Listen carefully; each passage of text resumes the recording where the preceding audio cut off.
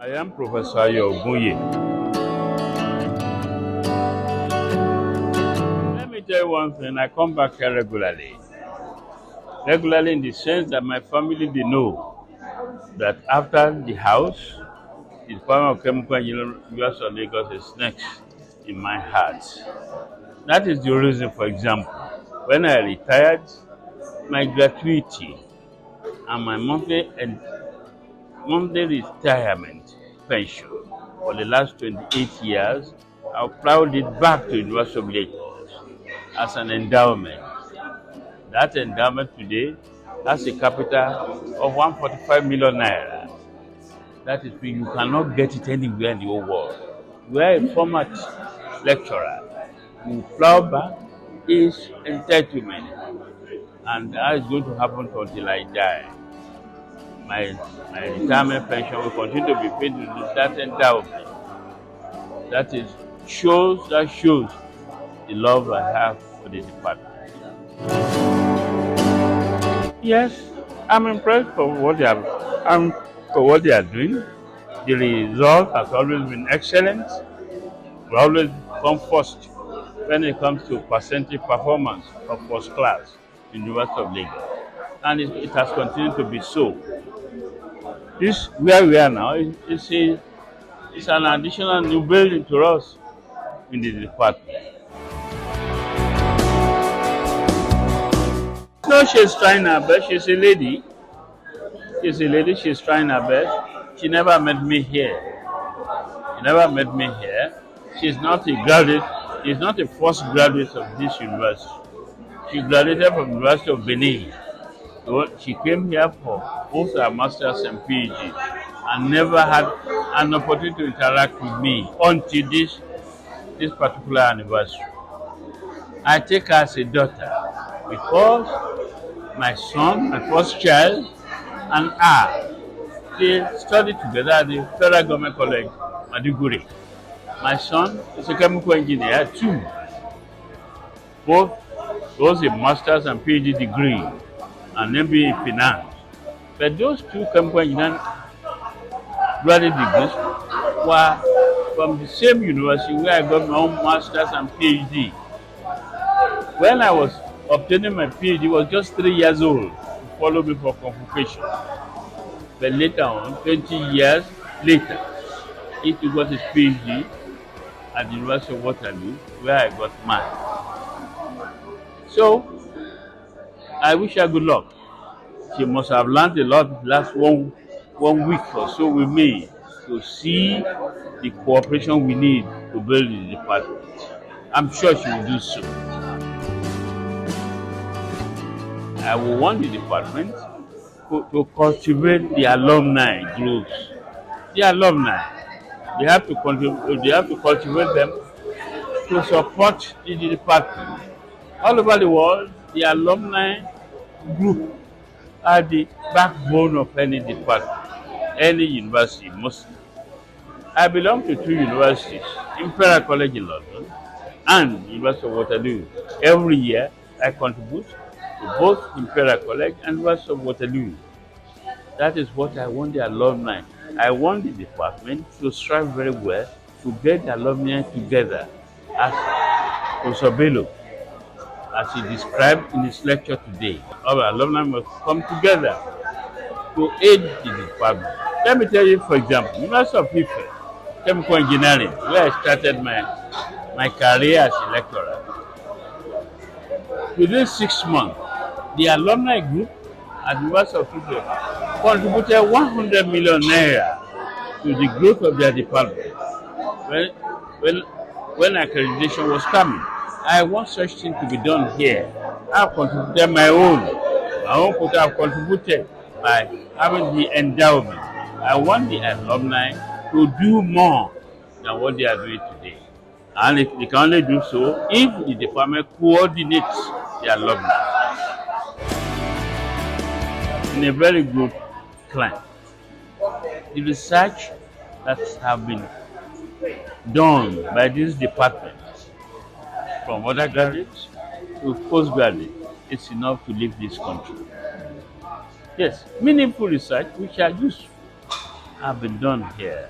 It's only that there's no coordination for it to function. This is a very brilliant department with very brilliant students. Let me tell you, for example, since the inception of this department here, we have been having a fellowship. We have been having a course there. We have been having a course on law and economics. These courses now have been transferred to the Central University. That shows how progressive this department is. It's a beautiful day. We are celebrating the 10th anniversary of our great department, and we're all happy to be here. Well, I've never left. I just left a few years ago. I retired 2018, so and I've not been off the department anyway. So I'm not one of the alumnus that hadn't come back for a long time.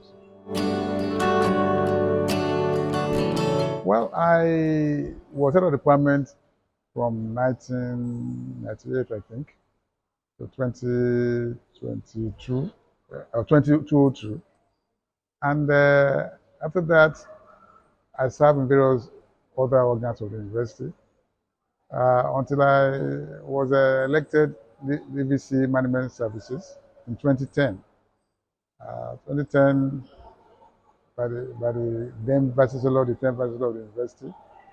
And unfortunately, we lost him in 2012, and that's May 2012. And after we lost him, I was appointed an acting Vice-Chancellor. And 6 months later, in November, I was made substantive Vice-Chancellor of the university. So, and I served from 2012 to 2017. Well, as I said, I haven't been away from here, so the changes are not that obvious. But I know there are a lot of rot compared to what it should be. Yes, sir. And I think I mentioned that in my address, and I've advised the way forward in terms of how to go back to the glorious days of the department. So I believe once they can take to what I've advised, it should be okay. Well, as I mentioned in my lecture, the challenges they have currently have to do with facilities for petroleum and gas engineering. That is their major problem now. Facilities like building spaces, like equipment, and then staffing. And then a little staff for, then once they have that basic things, and they have the equipment for teaching and research, I'm sure the panel can get to very, very great heights. And that's what we're looking forward to. After that, in these days,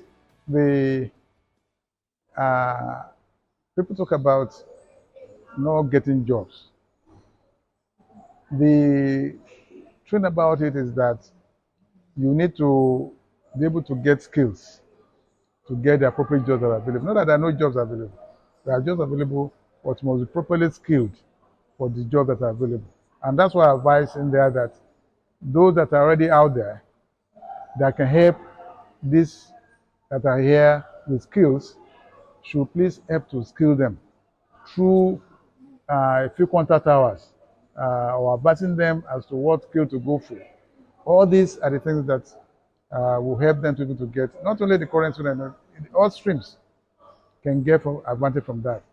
The skilling will be essential because they will not be able to have the right tools to be job ready, and they'll be able to afford. Then the second situation will be entrepreneurship. We need to, just like the university is trying to do, you need to be able to direct the attention to serving the needs of communities there, whether they are technical needs or just normal needs or whatever. As long as you're serving a need, temporarily, then you are going to be making resources and making money, and that you'll be able to enrich yourself and help people that want to help. I think that's my approach. Entrepreneurship, skill development will be the thing to push onto the current students, so that when they get out, they will easily become employable or become independent, and then they can come back to everything. Well, it depends on what you're exactly into. If you are doing a startup, Well, I know we are used to raising money personally. That's not the way you go into raising money for technology businesses. Technology businesses, you need to go on to what they call risk funds. If it's a startup, it's risk funds that are used.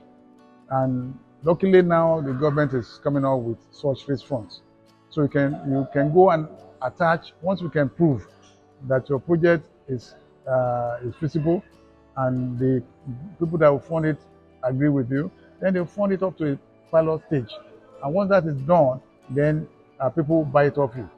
But not that they throw it off, but they will now fund it to become a full project. That's the way it is. It's not as easy as an IT project, for example, but it is not any different from that.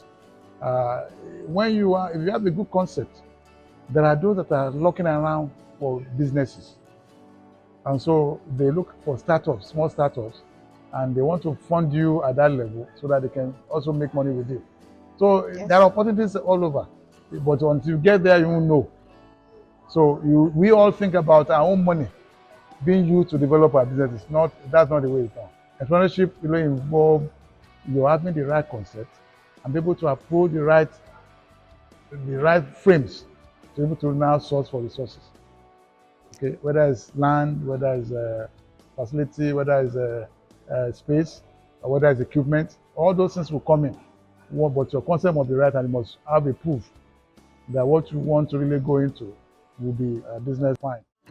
I'm Dr. Mrs. Faith Babalola. I'm the acting head of department. I feel elated, delighted, and really happy and grateful to God. That's it.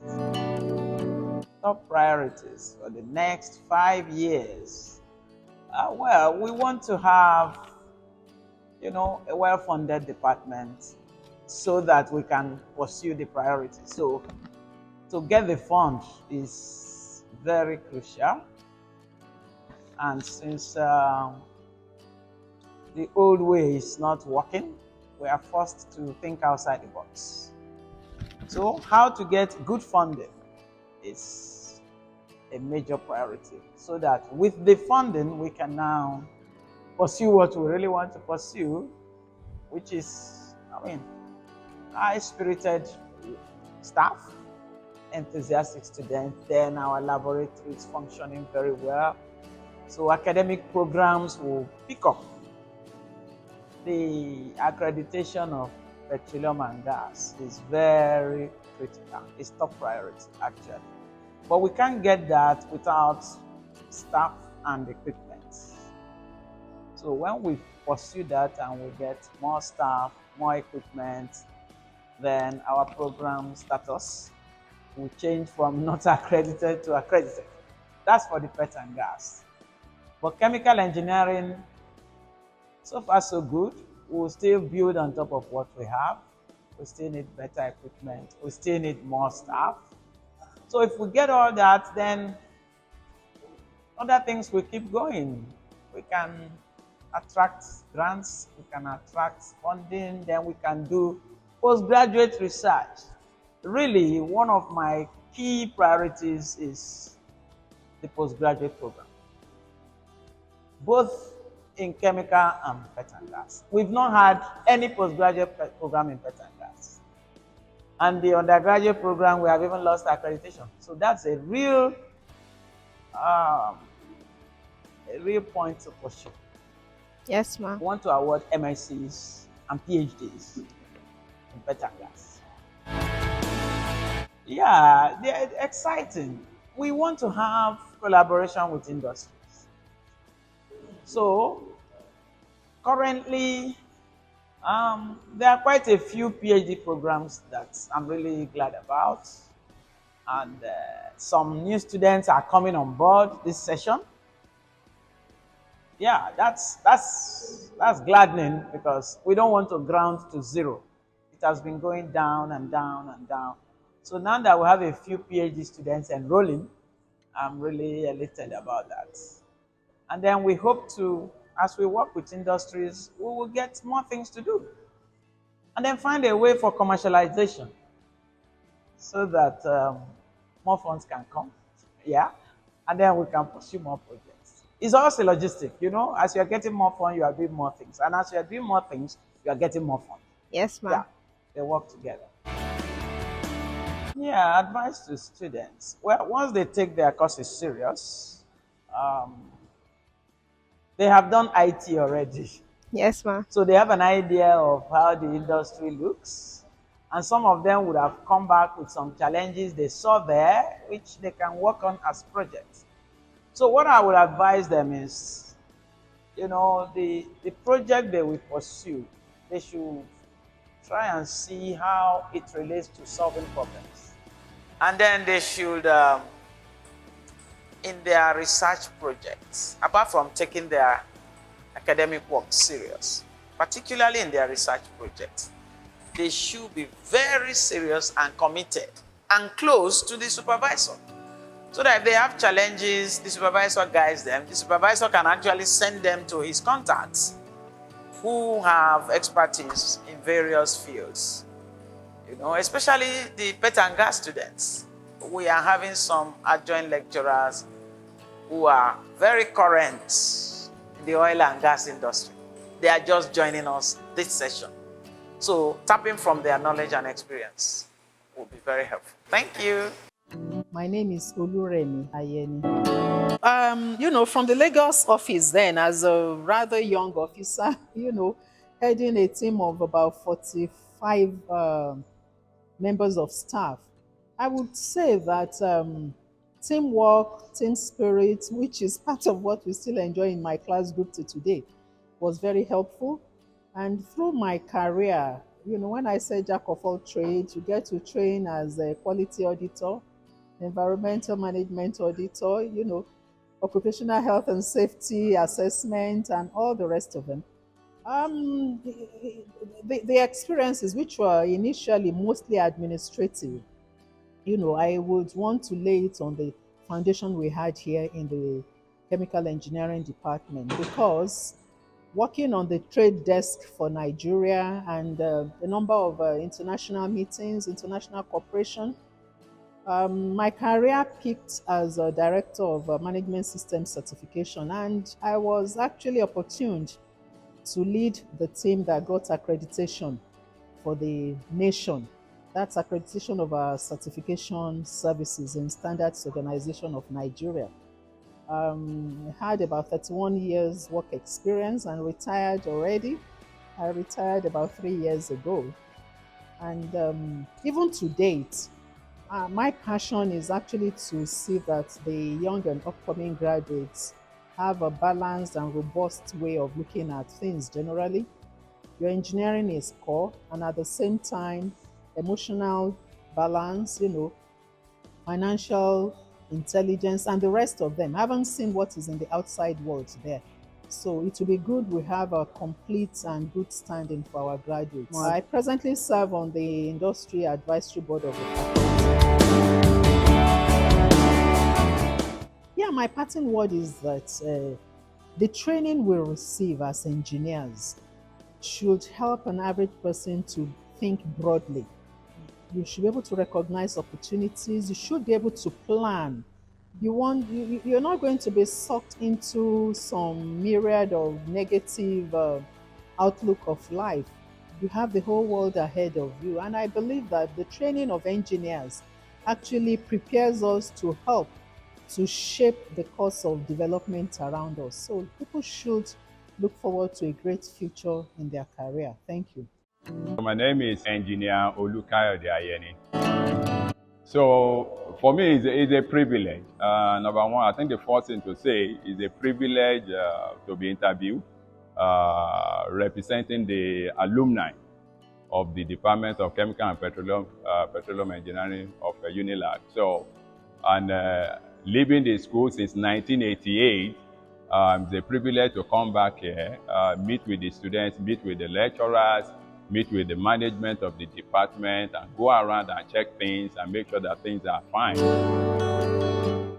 Well, okay, so first of all, if you talk about being proud, I think the pride for me is the achievement that the alumni of the department have done over the years.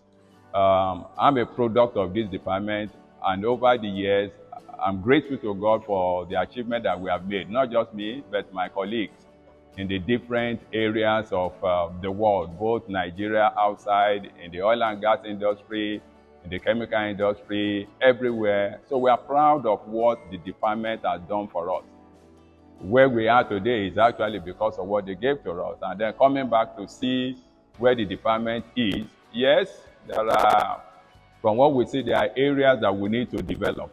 There are areas we need to help and support the department in terms of upgrading our facilities. Yeah.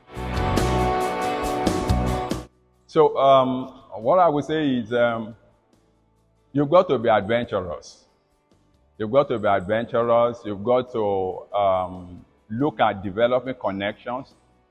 You need to connect with senior people in the industry. You need to look for opportunities to meet with them. So anytime you are having whether it's chemical engineering conferences, Society of Petroleum Engineering conferences and all that, aspire to be there. When you get there, you will meet seniors. And when you meet seniors, you will learn from them. And I think one other advice I would give, for example, the 1986 class was talking about mentorship. So something that a final year student needs to be looking at is try to find a mentor, whether within people that left the department or even outside of the department, professionals in the industry. Have a mentor, people that you can relate with. They will teach you the soft skills, they will guide you, in the way you need to go, your career, discuss your career with you and all that. So mentorship is important, and making sure that you are present where you have a lot of seniors, talking about engineering. Yeah. Thank you very much. My name is Engineer Oluremi Ayeni. Wonderful experience. Well, I will confess that I've been here, I would say a few times, 2021, right? But coming here now, I think it's impressive. A lot of changes, even between then and now. 1987. The involvement of the department, we've come a long way. Today, for example, we went on work tour around the department. Many of those equipment that we see there now, they were not existent at that time. What we had were all those very old equipment. I think there are very few that are left. I think you have newer equipment than we had at that time. I would encourage anyone that is in chemical engineering that you shouldn't be disappointed. You will hear several negative stories about the labor market is bad, is this, is that, but there's something I want to assure you. The chemical engineering gives you some tools that are not readily available in other disciplines. You can fit into any discipline, right? So, but be confident in yourself. That's one of the problems that young people have. You don't have confidence in yourselves. What you have been equipped with can take you to anywhere, and I'm saying it, can take you to anywhere in the world.